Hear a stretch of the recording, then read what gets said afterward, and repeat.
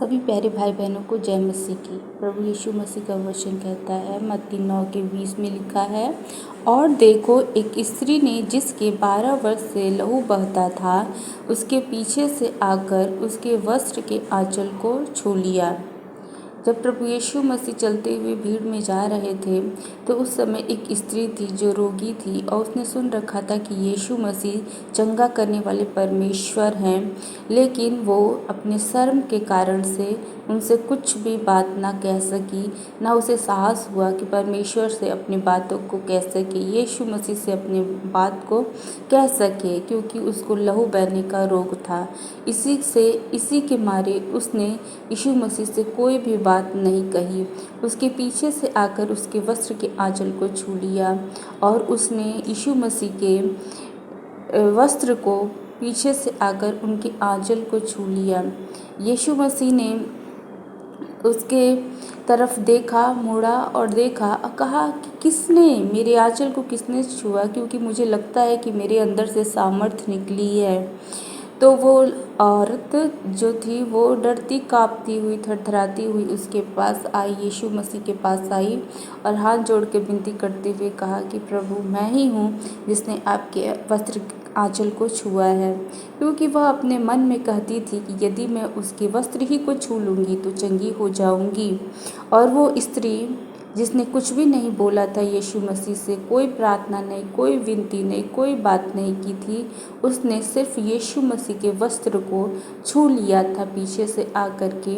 लेकिन प्रभु यीशु मसीह के वस्त्र में भी वो सामर्थ्य थी जिससे कि रोगी चंगे हो जाते हैं।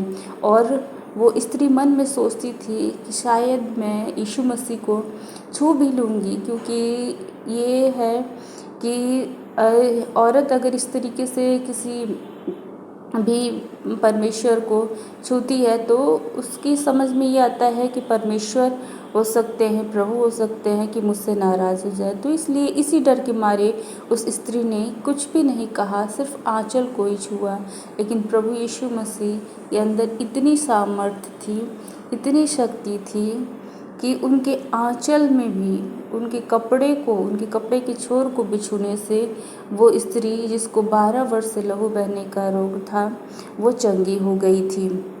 अब 12 वर्ष बहुत होता है। 12 वर्ष का रोगी, जो कि आज के ज़माने में तो देखा जाए इतने समय तक कोई भी रोगी नहीं हो सकता है, लेकिन वो स्त्री 12 वर्ष तक रोगी रही। और वो इतना वैद्यों के ऊपर अपना पैसा खर्च किया उसने, और बहुत कुछ खर्च करने के बाद, बहुत इलाज के बाद भी वो चंगी नहीं हुई। लेकिन यीशु मसीह के पास आई और वो चंगी हो गई। तो यीशु मसीह ने उनसे कहा, यीशु ने फिर कर उसे देखा और कहा, पुत्री, ढाढ़स बाँध, तेरे विश्वास ने तुझे चंगा किया है। सो वह स्त्री उसी घड़ी चंगी हो गई। यीशु मसीह ने फिर कर उस स्त्री को देखा और कहा, अपने मीठे शब्द से कहा, पुत्री, ढाढ़स बाँध, विश्वास रख, हिम्मत रख, तेरे विश्वास ने तुझे चंगा किया है। उस प्रभु यीशु मसीह के आंचल को छूने का विश्वास जो उसके अंदर था, उसी विश्वास ने उसको चंगा कर दिया। और यीशु मसीह ने ये बोले, सो वह स्त्री उसी घड़ी चंगी हो गई। तेरे विश्वास ने तुझे चंगा किया, यीशु मसीह ने कहा। और सो वचन कहता है, सो वह स्त्री उसी घड़ी चंगी हो गई, और उस स्त्री उसी घड़ी उस रोग से चंगी हो गई। यदि कोई स्त्री को इस तरीके का रोग है तो वो क्या करेगी? बहुत बार सोचेगी, विचारेगी कि मुझे बाइबल नहीं पढ़ना चाहिए, मुझे प्रार्थना नहीं करना चाहिए। परंतु परमेश्वर ऐसे नहीं है कि इंसानों से, स्त्रियों से वो घृणा करे और वो बाइबल ना पढ़े, प्रेयर ना करे। ऐसा नहीं है।